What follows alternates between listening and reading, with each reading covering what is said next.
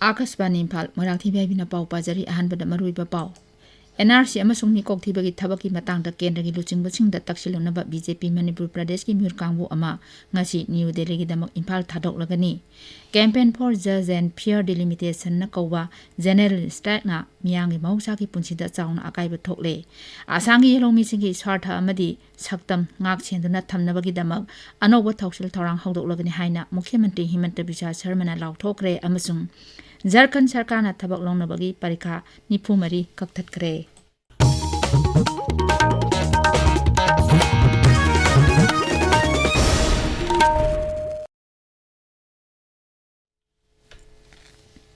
Manipur National Register of Citizens NRC amasung mikok thibagi thabak athuba matamda chathanaba BJP Manipur Pradesh ki lujingbasing amadi BJP gi MLA singna kendagi lujingbasing unaduna taksilugadauri pau khara na hai mir kangbu khara ngasi ni Delhi gi damak Imphal thadoklagani ngasi Imphal thadokadori ba miuchingi manungda BJP Manipur Pradesh ki General Secretary su oiriba dol asigi NRC amadi Census Committee gi convener ke Sharat Kumar Uripok kendragi MLA Khwairakum Ragumani Singh Lamlai kendragi MLA ke SH Ibomcha Wangjing Tenthagi MLA Paunam Brojen amasung Thangka kendragi MLA Tongbram Robindroni Hayang su MLA kaya Delhi du chatuna kendra ki luchingbasin de hiram asigi matangda wapham kaya phongdoktuna mikok thibagi thabak chathadringaida NRC chathabinaba taksingadawri Mikok thibagi thabak chathadringaida NRC hana pangtho amadi hiram asigi matangda sarkar gi phirep laktho haiba dabida campaign for just and peer delimitation JFD na kawwa pungni funi pangi general strike na ngasi sumiyang gi mausa gi punsida chauna akaiba thokle Akashvani paumina hai lambida gari chatpagi sang nemle jila amaga phaunaba gari sing cendre kaithel sing phamnadre dukan sing thong lole mafam kayada Miyam thoraktuna lambi thingbagi khongjang sangsili dukan thong hanglamba sing khongjang loi singna thong thingjilhanki All Jiribam Road Transport Drivers Union na sinduna ngasi jila asigi Congress babanda wakat mifam phamli jila asigi tongan ba mafamdagi lakpa driver singna mifam asida saruk yari aikoigi Jiribam paumina hai Jiribam District Police na driver singdagi maram chadana sel lawba amasung toina maram chadana che chang hangbana chingbabu yaningdaba phongdoktuna khongjang sangsinbani asigumba thawong asi matungda amu hana tawbidanaba union asina appeal tawri driver singna pamliba dabi sing asi phangdriba phaw makhatana khongjang sangsingani amasung starring paidabagi khongjangsu sathagani hairi hospital cornea retrieval program amasung Manipur da middan tawba amadi cornea transplant tawbagi mapangal kangkat hanba haibasida raija thaki workshop ama ngasi Imphal gi Porompat leiba Janims Hospital da numit ungba matungda pangthokani Thoramasi National Program for Control of Blindness and Visual Impairment National Health Mission amasung Directorate of Health Services na sinbani Manipuri lol na Bharat Sangvidhan ki 9 suba schedule da chankhiba numit ningsingduna 35 suba Manipuri lol gi numit 2023 hayang pangthokani kumsi gi themdi state song sana lebak Manipur for peace unity and integrity haibasini kumjali singamo samapan mafdrani thoida Manipuri lol asi Bharat ki 9 suba schedule da chankhibani Manipuri language day state level celebration committee na Zen Manipur Dance Academy Imphal ga khusamnaduna academy asigi auditorium da pangthokani thoramadu da miyoi kiana Manipuri lol na lauriba thodang singi matangda wa ngangani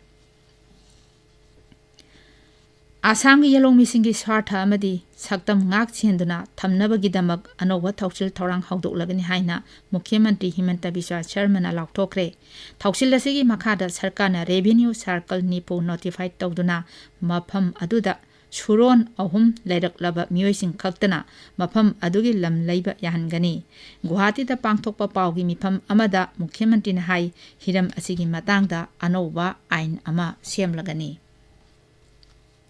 Lau singugi matengna masa maromdom lepchaba ngamlaba longmi singbu ikai khonab utpa oina Assam Sarkarna Chief Minister's Farmers Excellence Award piragani haina lauthokre मुख्यमंत्री Himanta Biswa Sharma high लालिब चाही मंगा असिदा थौरांग असिगी मखादा like लाइसु हैदबा लौमी लिसिंग 10 दा इकाई खुन्नबु उटकनी award फंगलगदबा मियोय अमममदा लुपा lakh अममम पीगनी अमदी agriculture विभाग की मखादा सरकार की तोंगान तोंगान बा स्कीम सिंगा मखोयगा link लेनहनगनी Nagaland यावना अवांग नोंपोक लमदम पुंबदा लउ सिंगोगी lambda institution सिंगी मतेंग पीबीनबा Nagaland की लउ सिंगो मंत्री महतुंग न्यानथन्ना हाइरी न्यू दिल्ली दा पांगथोकपा ICR सोसाइटी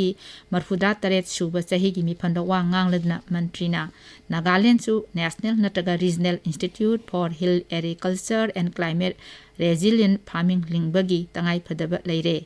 मसीगी मथक्ता सेंट्रल एग्रीकल्चरल यूनिवर्सिटी फ्रेमवर्क की मखादा Nagaland college for agriculture fishery national farming अमसुंग फूड टेक्नोलॉजी लिंखटपिनबसु महाकना हाइजकी ताबीरिबा पावसे Akashvani Imphal दगिनी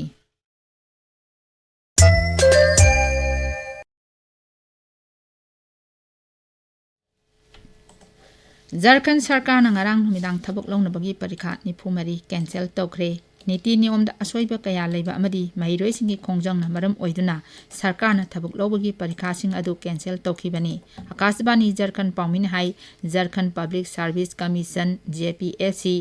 JSSC outsource agency सिंग अमसुंग TSR data processing private limited TDPL ना पांगथोकपा JSSC CGL परीक्षा सिंग यावना परीक्षा पुनमक सरकार कैंसल तौखरे परीक्षा सिंग अदुगी मनुंगदा JPSC ना लौगदबा civil services examination CDPO drug inspector civil जज असिस्टेंट कंजर्वेटर ऑफ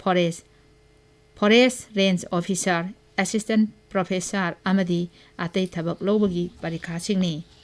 TDPL ना पांगथोकिबा परीक्षा सिंगी फोलसु कक्थटखरे लेबाक सिनबा थुंगबदा pipe natural gas PNG connection हेंगलहनबा पांडमदा सरकारना इंसेंटिव स्कीम हौदोकनबा अयाबा पीखरे मसीना युमथोंग खुदिंगमक्ता असोय अंगाम थोक्तबा अरुबा अफबा गैस पीनबा पांडमदनी स्कीम मसी मथंग थागी अमदगी चनबा हौरगनी केंद्र की पेट्रोलियम अमसुंग नेचुरल गैस मंत्रालयन हाई स्कीम मसी PNG कनेक्शन मपुंग फाना अथुबा मतमदा पाकथोक चाकथोकनबा पांडमदा पाइखटपनी मसीना इमुंग मनुंगी मियोइसिंगदा पाइप नेचुरल गैस अथुबा मतमदा फंगनबगीदमक्तनी लेबाक असिदा हौजिक फावदा डोमेस्टिक PNG कनेक्शन कोटी अमा लाख 53 लेरी मंत्रालयन हाई PNG ना LPG सिलिंडर सिंगदगी हेना खुदोंग चाहनबा असोय अंगाम थोअंदे स्कीम असी तांकक अनि थोकना था तरुक चंगना पाइखटकनी ओडिशादा हौजिसु इसिंग इचाउगी फिबम लुना लेरी राज्य दुदा चेलिबा तुरेल सिंगी इमाई वांगली इसिंग इचाउ असिना मरम ओइदुना